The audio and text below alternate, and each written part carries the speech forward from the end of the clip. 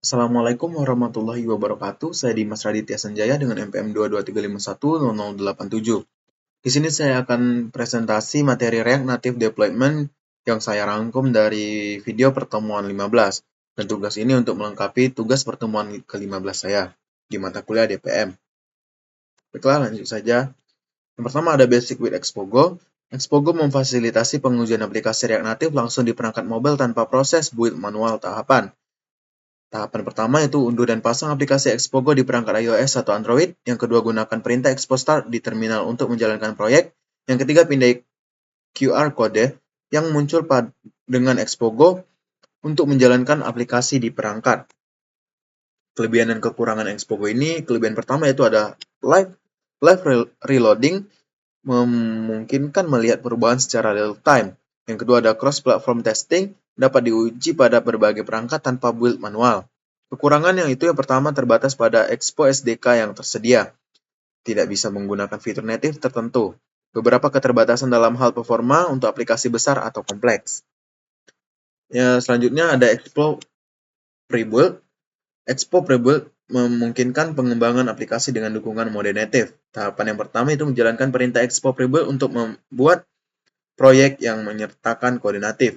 Yang kedua, lakukan menyesuaikan melalui Xcode untuk iOS dan Android Studio untuk Android. Dengan menggunakan Expo Prebuild, pengembang dapat mengakses fitur natif yang tidak tersedia di Expogo.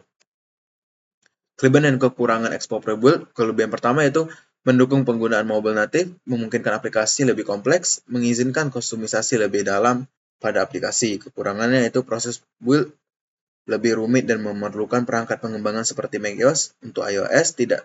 Yang kedua, tidak secepat menggunakan Expogo karena membutuhkan konfigurasi tambahan.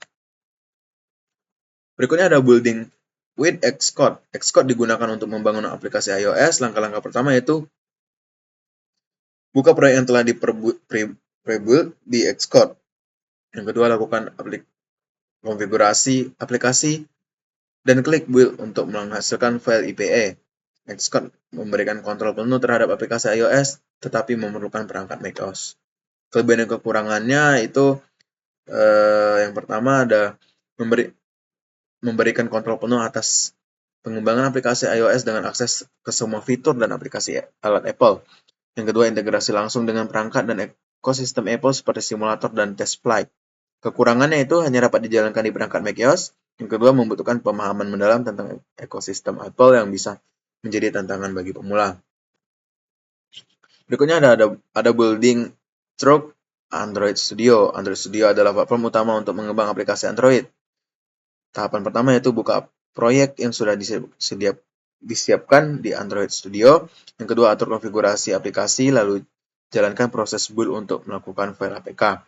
Meskipun menawarkan kemampuan maksimal untuk pengembangan aplikasi Android, Android Studio membutuhkan perangkat dan performa tinggi agar berjalan lancar.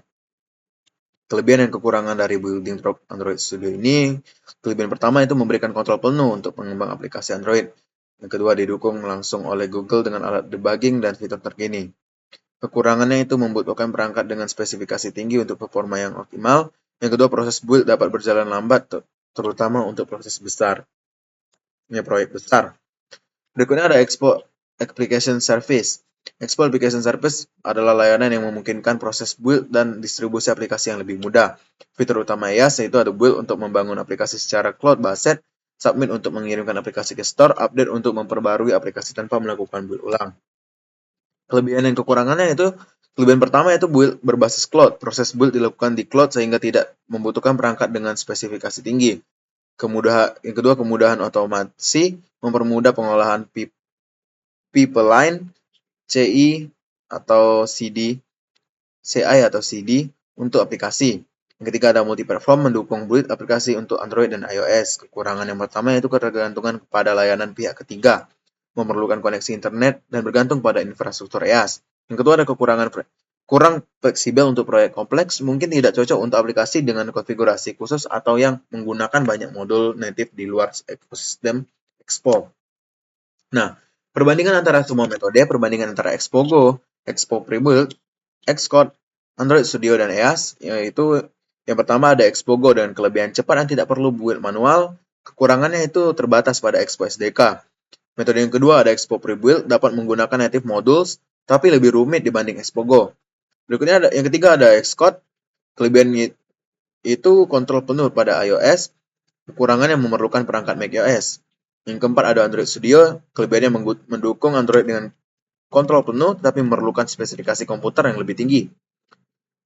Yang terakhir ada EAS, build dan update aplikasi lebih mudah. Kekurangannya bergantung pada layanan pihak ketiga. Nah, kesimpulannya, Expo alternatif praktis untuk menguji aplikasi tanpa harus melakukan build secara manual.